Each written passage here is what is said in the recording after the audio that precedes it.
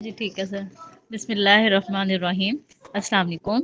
My name is Fatma Shabir. I am a nutritionist from University of Agriculture, Faisalabad. Thank you so much, Dr. Akram, for organizing this webinar on daily basis from Government College University, Faisalabad. आज का जो मेरा topic है मैं आपको बताऊंगी कि ये जो गर्ड है, ये जो हाइपर एसिडिटी होती है, ये जो तजाबियत वगैरह होती है, इसकी मेन रीज़न क्या है, कौन कौन सी इसकी कॉजेज हैं और इसको जो है वो कैसे जो है वो ठीक किया जा सकता है। लाइफस्टाइल में कौन कौन सी हम अपनी लाइफस्टाइल में मॉडिफिकेशन वगैरह करके तो हम इसको जो है वो ठीक कर सकते हैं हाइपर एसिडिटी को। ये जो हार्ड वन जो है वो जो हमारे सीने में जलन होती है, इसकी मेन रीज़न क्या है। सबसे पहले अगर हम बात करें तो ये जो हमारे सीने में जलन होती है, इसको इसको बेसिकली क्या कहा जाता है, gastroesophageal reflux disease. Gastroesophageal reflux disease का मतलब क्या होता है कि जब नॉर्मल तौर पे होता क्या है कि हमारा जो है वो स्टमक जो होता है, हमारा मैदे जो है वहां से जो है वो एसिड जो है वो प्रोड्यूस्ड हो रहा होता है। ठीक है। तो यहाँ पे क्या होता है कि जब वो एसिड जो है वो हमारी जो खुराक की नाली की तरफ जो है वो वापस आना स्टार्ट हो जाता है, तो जिसकी वजह से जो है वो जलन वगैरह जो है वो सीने में जो है वो जलन होती है। इसमें इस कंडीशन को हम क्या कहते हैं, इसको गर्ड कहा जाता है। जब जो एसिड तेजाब जो होती है, जो हमारे मैदे से प्रोड्यूस होती है, वो हमारी खुराक की नाली में जो है वो वापस आना स्टार्ट हो जाती है। अब ये जो तेजाब जो कि हमारी खुराक की नाली में आता है, कौन कौन सी ऐसी कंडीशंस हैं जिन जिन वजह से जो है ये होता है।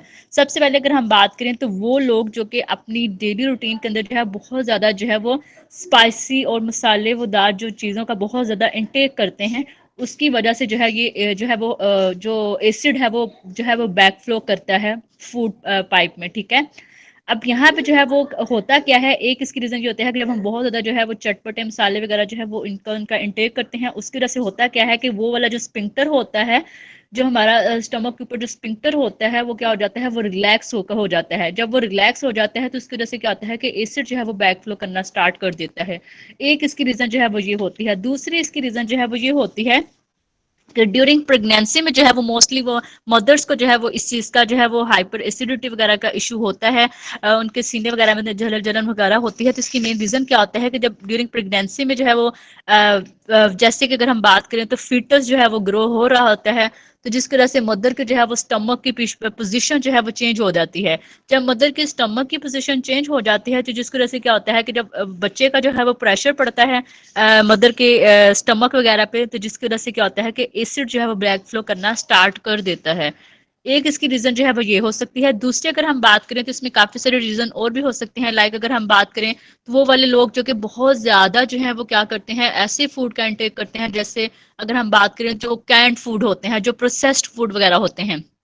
नॉर्मली तौर पर अगर हम बात करें जितने भी पैक्ड फूड होते हैं जो कि मार्केट से मिलते हैं, उनमें मोस्टली तौर पे जो है उनके अंदर प्रिजर्वेटिव्स जो है वो ऐड किए जाते हैं। प्रिजर्वेटिव बेसिकली होता क्या है, कोई केमिकल्स वगैरह होते हैं, वो फूड की जो है वो शेल्फ लाइफ को इंक्रीज करने के लिए जो है प्रिजर्वेटिव वगैरह ऐड किए जाते हैं। तो वो प्रिजर्वेटिव वगैरह जो है वो क्या करते हैं, हमारी जो गट की हेल्थ होती है, हमारे स्टमक को क्या करते हैं, डिस्टर्ब करते हैं, जिसकी वजह से एसिड की जो है प्रोडक्शन जो है वो ज्यादा होती है। ठीक है। एक इसकी रीजन ये हो सकती है। दूसरी रीजन इसकी ये हो सकती है कि वो लोग जो कि बहुत सारी मेडिकेशन वगैरह का इस्तेमाल करते हैं। लाइक अगर हम बात करें, बहुत सारी ऐसी मेडिकेशन होती हैं, लाइक जैसे वो वाली मेडिसिन जो कि जो है वो एस्थमा वगैरह के लिए यूज की जाती हैं। उनको ऑब्वियसली जब भी हम मेडिसिन वगैरह के इनटेक करते हैं तो मेडिसिन का क्या होता है, जब उनका जो है वो प्रॉपर जो है वो हमारी बॉडी से जो है एक्सक्रीट आउट नहीं होते, उनके टॉक्सिन्स केमिकल्स वगैरह, तो हमारी बॉडी के किसी न किसी आर्गन्स पे जाकर वो इफेक्ट करती हैं, स्टमक को डिस्टर्ब करती हैं। 99% होता क्या है कि बहुत सारी ऐसी मेडिसिन होती हैं जो कि क्या करती हैं, सबसे पहले इफेक्ट ही स्टमक पे करती हैं। ठीक है। और इसके बाद जो है वो लॉन्ग टर्म यूज करने की वजह से क्या करता है कि हमारी किडनी वगैरह पे जाके जो है वो इफेक्ट करती हैं। तो वो लोग जो कि बहुत सारी जो है वो नॉन स्टीरॉयडल एंटी इन्फ्लेमेटरी जो है वो ड्रग्स वगैरह के कंजप्शन करते हैं, अस्थमा वगैरह वाली मेडिसिन के कंजप्शन करते हैं, तो उनको मोस्टली जो है वो गर्ड का जो है वो इशू रहता है, हाइपर एसिडिटी वगैरह का इशू जो है वो रहता है। इसके अलावा अगर हम बात करें तो 99% जो है वो स्ट्रेस का बड़ा इंपॉर्टेंट रोल होता है इसके अंदर। स्ट्रेस की वजह से जो है वो गर्ड का इशू हो जाता है। स्टमक का जो है वो स्टमक जो है वो डिस्टर्ब हो जाता है। क्यों स्टमक डिस्टर्ब होता है स्ट्रेस की वजह से? नॉर्मल, जैसे मैंने कहा पहले भी इसको मेंशन किया था कि हमारा जो मेन जो हमारे बेनिफिशियल बैक्टीरिया होते हैं, वो वाले बैक्टीरिया जिन्होंने हमारी इम्यूनिटी को इन्हांस करना होता है, हमारी कुव्वत मुदाफियत को बढ़ाना होता है, उनकी ग्रोथ कहाँ पे होती है? हमारे गट के अंदर होती है। हमारे गट का जो सिस्टम, डाइजेस्टिव सिस्टम होता है, हमारा जो हाजमे का सिस्टम होता है, वहां पे जो है वो ग्रो करते हैं। तो जब हम बहुत ज्यादा जो है वो इसके स्ट्रेस की वजह से होता क्या है कि वो जो हमारा जो बेनिफिशियल बैक्टीरिया होते हैं, जिनको हम नाम देते हैं, प्रोबायोटिक्स का नाम देते हैं, वो डिस्टर्ब हो जाते हैं, उनकी रेशियो डिस्टर्ब हो जाती है।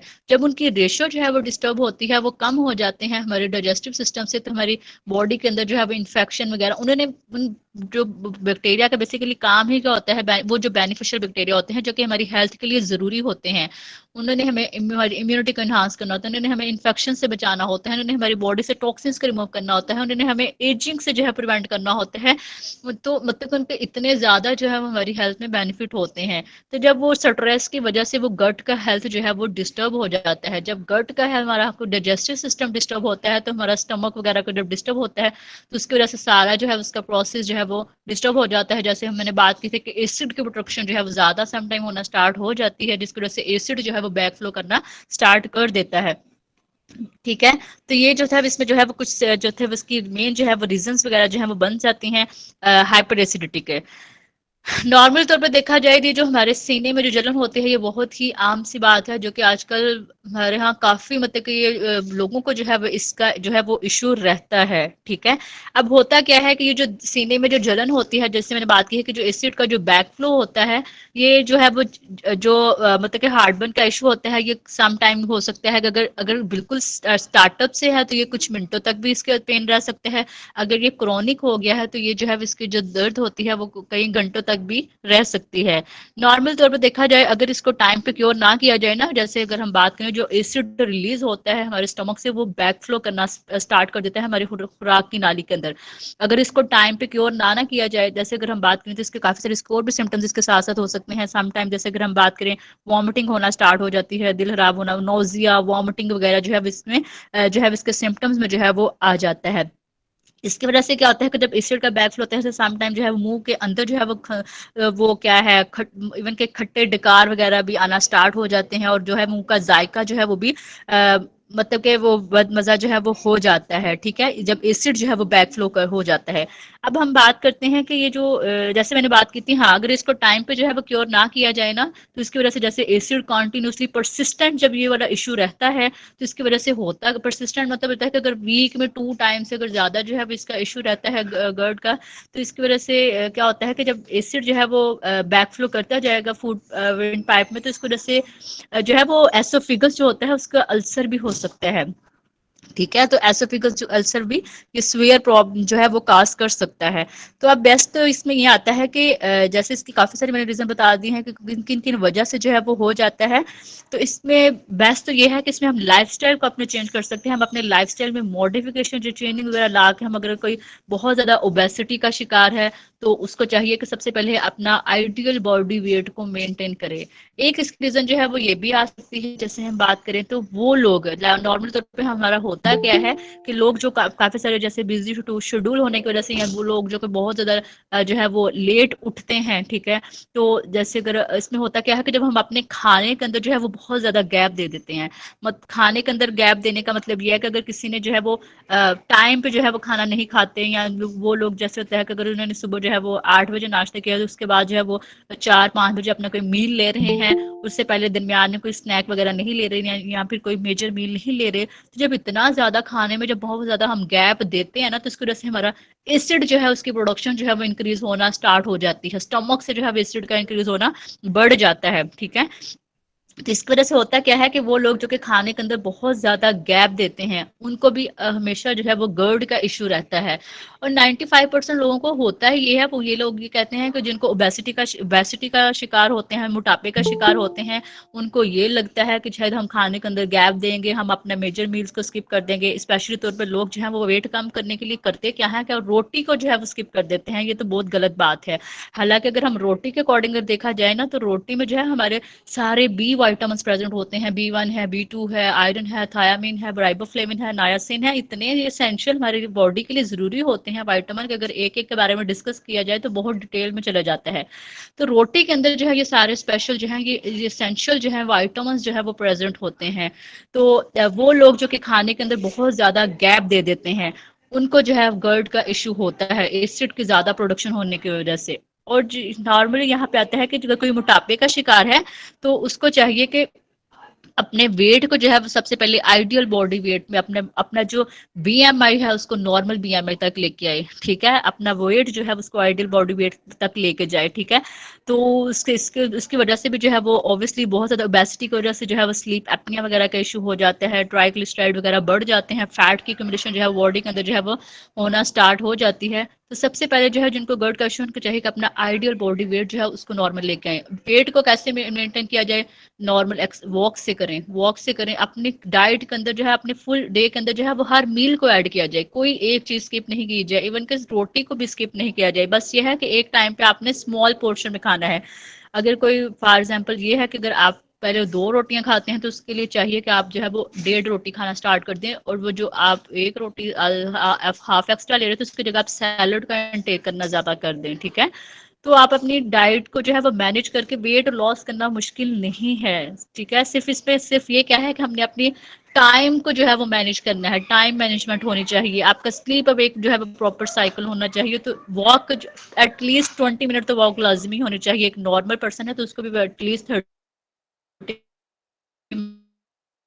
तो वॉक लाजमी करनी चाहिए, वैसे वेट लॉस करना मुश्किल नहीं है। तो सबसे पहले जैसे मैं बात करी थी कि गर्ड में जैसे मैंने कुछ रीजन बताए कि उसकी वजह से जो हो सकता है, तो इसको हम कैसे जो एसिड जो है वो बैक फ्लो करता है इसको हम कैसे मेंटेन कर सकते हैं। सबसे पहले तो इसमें ये है कि वो लोग जिनको एसिडिटी का इशू होता है उनको चाहिए कि अपना जो तकिया है उसको ऊंचा रखें, ठीक है। उनका जो पिल्लो होना चाहिए एटलीस्ट वो 6 इंच का होना चाहिए ताकि एसिड जो है वो बैक फ्लो ना किया जाए। और वो इसके लिए ये भी है कि वो लोग जिनको इसका चीज इस डिजीज ये जो इशू होता है तो उनको चाहिए कि टाइट कपड़े पहनने से अवॉइड किया जाए, क्योंकि टाइट कपड़े पहनने से की वजह से भी जो है वो एसिड को जो है बैक फ्लो हो जाता है। और स्पेशली तौर पर रात को सोते हुए तो एटलीस्ट जो है वो टाइट कपड़े पहनने से अवॉइड किया जाए, ठीक है। तो ये इसमें जो है इसमें आ जाता है, अगर इसकी अगर हम गाइडलाइन के अकॉर्डिंग अगर हम बात करें। दूसरी बात इसमें ये आती है कि जैसे मैंने बात की है कि इसमें जो है वो मोस्टली इसकी मेन एक कॉज ये हो सकती है कि बहुत वो लोग जो कि बहुत ज़्यादा जो है स्पाइसेस का इस्तेमाल करते हैं, स्पेशली तौर पर वो जो डिब्बा पैक मसाले वगैरह होते हैं जितने भी जिनके अंदर प्रिजर्वेटिव ऐड किए होते हैं शेल्फ लाइफ को इन्हांस करने के लिए, इन मसालों से अवॉइड किया जाए। बेस्ट तो ये है कि जितनी सिंपल डाइट ली जाए उतना ज़्यादा जो है वो बेस्ट है, ठीक है। तो बेस्ट ये है कि सिंपल जो है वो डाइट का जो है वो इनटेक किया जाए। अब यहाँ पे बात आती है कि जिनको स्टमक का इशू होता है उनको चाहिए कि वो जो है वो क्या करें कि जो वेजिटेबल्स का अगर उन्होंने इनटेक करना है तो उनको चाहिए कि वेजिटेबल्स ड्रा फार्म में इनटेक करने से बेस्ट है कि उनको जो है वो बॉइल्ड फार्म में दें तो ज्यादा अच्छा है। जैसे अगर हम बात करें वेजिज आ जाता है, कैबिज आ जाती है, ठीक है, बंद गोभी वगैरह, तो उनको रा फार्म में लेने से वो जो है क्योंकि वो स्टमक के अंदर जो है वो इरिटेशन काज कर सकती हैं। उनको चाहिए कि अगर उन्होंने वेजिटेबल्स का इंटेक करना है, सैलड वगैरह लेने हैं तो उसको थोड़ा सा स्टीम करके उसको थोड़ा बॉइल्ड करके, जैसे अगर हम बात करें जैसे सलाद के पत्ते हैं, लेटिस है, बंद गोभी वगैरह है, तो उसको स्टीम करके जो है वो उसका इंटेक किया जाए तो ज्यादा अच्छा है, ठीक है। इस तरह अगर उन्होंने जैसे अगर हम बात करें जैसे इसमें को जैसे हम बात करते हैं अगर उन्होंने वेजिस का इंटेक करना है बहुत अच्छा है वेजिस का इंटेक किया जाए। तो जैसे गाजर वगैरह है जो भी पोटैटो वगैरह का इंटेक करना है तो उसको सूप फॉर्म में जो है उसको ऐड करके जो है वो इंटेक कर सकते हैं। लेकिन सूप भी जो बनाया जाए उसमें जो है ये कॉर्नफ्लोर वगैरह को ऐड नहीं किया, नॉर्मल सिंपल जो है वो उसको जो है वो उसको जो है वो इंटेक किया जाए। तो ये जो था इसमें आ जाता है। इसके अलावा अगर हम देखा जाए तो यहाँ पे आता है कि सबसे पहले पॉइंट तो ये है कि खाने के अंदर जो है वो गैप नहीं होना चाहिए। दूसरा ये है कि जितने भी ये ग्रीसी फैटी फ्राइड फूड होते हैं उनसे क्या किया जाए, अवॉइड किया जाए। और इसमें जो है अगर हम बात करें तो जिनको गर्ड का इशू होता है उनको चाहिए कि खाने के फौरन बाद जो है वो लेटना नहीं चाहिए। एटलीस्ट जो है वो खाने के फौरन बाद जो है वो लेटना नहीं चाहिए। खाने के फौरन बाद जो है वैसे तो बेस्ट ये है कि खाने के बाद जो है वो एटलीस्ट 70 कदम तो लाजमी जो है वो चलना चाहिए ताकि डाइजेशन वगैरह जो है वो थोड़ी सी हो जाए। और खाने के फौरन बाद जो है वो बिल्कुल लेटना नहीं चाहिए बल्कि थोड़ी देर तक जो आपको स्ट्रेट तो बैठना चाहिए, ठीक है। इसके अलावा अगर हम बात करें तो इसमें यह है कि खाने मतलब कि रात को सोने से पहले जो है एटलीस्ट जो है वो 3 घंटे पहले आपने अपना जो है वो मील जो है वो ले लेना चाहिए। सोने से पहले मतलब कि सोने से पहले जो है वो 3 घंटे पहले आपने अपना खाना जो है कोई भी आपने मील लेना है उसको जो है वो 3 घंटे पहले वो आप ले लें, ताकि आप जब आप सोएं उससे पहले जो है वो आपका फूड जो है वो थोड़ा बहुत जो है वो डाइजेस्ट जो है वो हो गया हो। ठीक है। इसके अलावा अगर हम देखा जाए तो जितनी भी ये कैफीन जो वाली चीजें होती हैं, लाइक अगर हम बात करें टी है, टी के अंदर जो है वो एक मेन कंपाउंड होता है जिसको कहा जाता है टैनिन। ठीक है। बेस्ट तो ये है कि कभी भी जो है वो लोग 90% लोगों को क्या होता है कि वो लोग जो कि एम्प्टी स्टमक बिल्कुल early morning pre breakfast basically होता है क्या है कि बिल्कुल सुबह जैसे अर्ली मॉर्निंग उठे तो फौरन चाय, चाय से अवॉइड करना चाहिए, वो वाली चाय जो है वो एम्प्टी स्टमक तो कभी भी जो है वो टी जो है वो नहीं लेना चाहिए, क्योंकि हमारा जो है वो स्टमक जो है वो एम्प्टी होता है, एक डायरेक्ट जो है वो हम कैफीन को लेते हैं तो वो हमारा जो है वो एंजाइम वगैरह हार्मोन्स पे जाकर क्या करेगी, इफेक्ट करेगी, तो इरिटेशन वगैरह कॉज करेगी हमारे स्टमक की लाइनिंग वगैरह को। स्टार्टिंग में तो हमें पता नहीं होता है, लेकिन लॉन्ग टर्म में कोई भी चीज़ है, हम कोई भी चीज़ लेते हैं, अगर हम फास्ट फूड का भी हम इंटेक करेंगे, एक हफ्ता करेंगे, 1 साल करेंगे, 2 साल करेंगे, 3 साल करेंगे, अगर हम इसको अपने डाइट में लेते रह रहे हैं तो हमें इफेक्ट नहीं होगा, लेकिन लॉन्ग टर्म में जब हम इसका इस्तेमाल करेंगे एक टाइम पे आकर ये हमें अपना रिजल्ट देगा। मतलब कि अभी तो हमारी जो भी अडल्ट एज है कोई भी है, लेकिन जब हम ओल्ड एज में जाएंगे, जब हम बूढ़े हो जाएंगे, कोई भी नॉर्मल पर्सन है जब, तो उसमें तब जाकर जो है वो इन सारी चीजों का जो है वो रिजल्ट शो होता है। क्यों हम कहते हैं कि बुढ़ापे में जाकर किसी को स्टमक का इश्यू है, किसी को डायबिटिक है, कोई हाइपरटेंशन है, अडल्ट एज में सारी डिजीजेस क्यों नहीं होती? क्योंकि अडल्ट एज में बेसिकली होता क्या है कि हमारा इम्यून सिस्टम जो है वो स्ट्रांग हुआ होता है, वो इन सारी चीजों में कंप्रोमाइज कर लेता है। लेकिन बहुत ज्यादा इन चीजों का इंटेक करने की वजह से, फैटी चीजों का इंटेक करने की वजह से जो है वो उनकी जब बॉडी के अंदर एक्यूमुलेशन होती जाती है, तो जैसे कि टॉक्सिन्स वगैरह जो है वो इकट्ठे होते जाते हैं, इनके मोस्टली जो है वो कैंसर वगैरह की भी काज बन जाता है। जितनी भी ये टॉक्सिन्स वगैरह वाली चीजें होती हैं, स्पाइसी फूड्स हैं और जितने भी ये फैटी ग्रीजी फूड्स होते हैं, तो पहले भी मैंने बताया था कि कोई भी डिजीज होती है, हाइपरटेंशन है, डायबिटिक है, कैंसर है, कोई भी डिजीज है, गोट का इशू है, कोई भी है, कभी भी कोई डिजीज एक दिन में नहीं होती। मतलब कि मैंने आज जो है वो ये स्पाइसी चीजें खाई हैं तो मुझे आज ही हार्ट बर्न होना स्टार्ट हो जाएगा, ऐसा नहीं होगा, बल्कि इसके पीछे जो है वो हमारी लॉन्ग टर्म जो है वो हिस्ट्री होती है, फिर जाकर जो है वो हमें ये सिम्टम्स जो है वो स्टार्ट शो होते हैं। तो बेस्ट ये है कि इनको पहले ही अवॉइड कर लिया जाए तो ज्यादा अच्छा है। तो गर्ड वाले पेशेंट को बेसिकली करना क्या चाहिए कि अपने लाइफस्टाइल को जो है वो चेंज करना चाहिए। टी कॉफी जितनी भी ये कार्बोनेटेड बेवरेजेस होते हैं उनको अवॉइड करना चाहिए। अब ये हम बात करते हैं कि जितनी भी ये पेप्सियां हैं, कोला है, ये है वो है, इनको कैसे अवॉइड किया जा सकता है? हमारी अवाम तो इसको अवॉइड नहीं करना चाहेगी। अब ये हमारी हुकूमत को चाहिए, जितने भी है उनको चाहिए कि ये जितनी भी चीजें हैं जैसे सॉफ्ट जितनी भी कार्बोनेटेड ड्रिंक्स हैं इनके ऊपर टैक्स लगाया जाए। टैक्स लगाएंगे तो उसकी वजह से क्या होगा, ये चीजें जब महंगी होंगी तो आवाम जो है वो खुद ब खुद जो है इन चीज़ों से अवॉइड करना स्टार्ट कर देगी। लेकिन ये है हम थोड़ी खुद अवॉइड करवा सकते हैं, ये तो पर्सन पे खुद डिपेंड करता है कि उसको अवॉइड किया जाए। इसके अलावा अगर देखा जाए तो स्मोकिंग जो होता है, स्मोकिंग जो लोग बहुत ज़्यादा स्मोकिंग करते हैं उनको भी गर्ड का इशू होता है, क्योंकि स्मोकिंग की वजह से बेसिकली होता क्या है कि हमारी जो वेजल्स होती हैं वो कंस्ट्रिक्ट होना स्टार्ट हो जाती हैं। ठीक है। इसके अलावा अगर देखा जाए तो अल्कोहल से अवॉइड किया जाए, स्मोकिंग से अवॉइड किया जाए। ठीक है। और अगर किसी को बहुत ज़्यादा सीवियर जो है वो इसका इशू हो गया है तो उसको चाहिए कि कोई एंटासिड भी ले सकता है जो कि एसिड की प्रोडक्शन को कम करे। इसमें डिफरेंट मेडिसिन आ जाती हैं, जैसे इसमें देखा जाए तो इसमें प्रोटॉन पंप इनहिबिटर मेडिसिन आ सकती है जो कि एचसीएल की प्रोडक्शन को कम करेगी। ठीक है। इस तरह H2 ब्लॉकर जो है मेडिसिन आती हैं जो कि क्या करेंगी, इसको जो है वो कम कर सकती हैं। अब यहाँ पे जो है वो पॉइंट आता है कि अब यहाँ पे जो पॉइंट आता है कि जिनको गर्ड का इश्यू है उनको अगर हम डाइट के अकॉर्डिंग देखा जाए तो उनको जो है वो क्या डाइट जो है उसका इंटेक करना चाहिए। सबसे पहले अगर हम बात करें तो ये जो गर्ड जो है वो ऐसी कंडीशन है कि हमने देखना क्या है कि इस पर्सन को किस वजह से जो है वो ये उसका एसिडिटी जो है वो इंक्रीज हो रही है। जैसे मैंने बात की है कि कोई स्पाइसी फूड खाने की वजह से तो नहीं है, या कोई मेडिसिन ऐसे इंटेक कर रहा है जिसकी वजह से उसको ये इशू हो रहा है, जैसे मैंने बताया कि इसमें काफ़ी सारी स्ट्रेस फैक्टर की वजह से तो नहीं है, और इस वजह से तो नहीं है। तो सबसे पहले हमने देखना है कि जितनी भी ये इशू होते हैं, सबसे पहले आपने उसका जो मेन फैक्टर है उसको कम करना है कि कौन सा ऐसा फैक्टर है जो कि इसकी रीजन बन रहा है। ठीक है। तो जिस पर्सन को जो है वो गर्ड का इशू है, सबसे पहले आप उसका फैक्टर फाइंड करें कि उसकी मेन कौन सी कॉज है जो कि इसको ये जो है वो जो प्रॉब्लम कॉज कर रही है। सबसे पहले हमने इसका जो मेन कॉज वाला फैक्टर है उसको कम किया जाए। ठीक है। तो तो जो है वो इसको हम इजीली जो है वो गर्ड को जो है वो क्योर कर सकते हैं, इतना मुश्किल नहीं है। ठीक है। अब यहाँ पे अगर हम बात बात करते हैं, अगर हम इसकी डाइट के अकॉर्डिंग देखा जाए तो डाइट में जो है इसमें ये आता है कि सबसे पहले तो ये है कि इसमें जो है वो सॉफ्ट डाइट जो है वो उसको रिकमेंड किया जाए। ठीक है, सॉफ्ट डाइट, ब्लेंड डाइट जो है वो उसको रिकमेंड किया जाए, जो कि इजीली जो है वो डाइजेस्ट हो सके, इजीली जो है वो अब्जॉर्ब हो सके, इजीली जो है वो पर्सन के जो है वो न्यूट्रिएंट की जो है वो अब्जॉर्प्शन हो सके। तो इसमें जो है वो हम डिफरेंट दे सकते हैं। सबसे पहले इसमें ये आता है कि जो वैसे तो मिल्क को जो है इसमें अवॉइड करते हैं कि इन्फ्लेमेशन वगैरह जो है वो कॉज कर सकता है। वैसे तो इसमें बेस्ट तो ये है कि आप जितने भी, ये जैसे मैंने बताया है कि वेजेस वगैरह है उनको आप बॉइल्ड फॉर्म में जो है वो आप ले सकते हैं, रॉ फॉर्म में लेने से अवॉइड किया जाए क्योंकि इरिटेशन वगैरह काज कर सकते हैं। इसमें जितने भी सिट्रस फ्रूट्स होते हैं उनको अवॉइड किया जाए। ठीक है, सिट्रस फ्रूट्स का इंटेक जो है इसमें, क्योंकि वो एसिड की जो है वो प्रोडक्शन को और ज्यादा इन्हांस करेंगे। ठीक है, तो इसमें जो है वो जितने भी सिट्रस फ्रूट है, लाइक अगर हम बात करें लेमन है, और सॉरी लेमन क्या है, वो जो ग्रेप फ्रूट वगैरह है, ऑरेंज वगैरह है, स्ट्रॉबेरी वगैरह है, तो इन सारी चीजों से क्या किया जाए, अवॉइड किया जाए जो सिट्रस है। ठीक है, इसमें सबसे पहले अगर हम बात करें तो इसमें अगर हम सीरियल्स के अकॉर्डिंग हम बात करें तो सीरियल्स में जो है वो आप इसमें जो है, जैसे मैंने बात की है कि सॉफ्ट डाइट है, सॉफ्ट डाइट में आप जो है वो दे सकते हैं।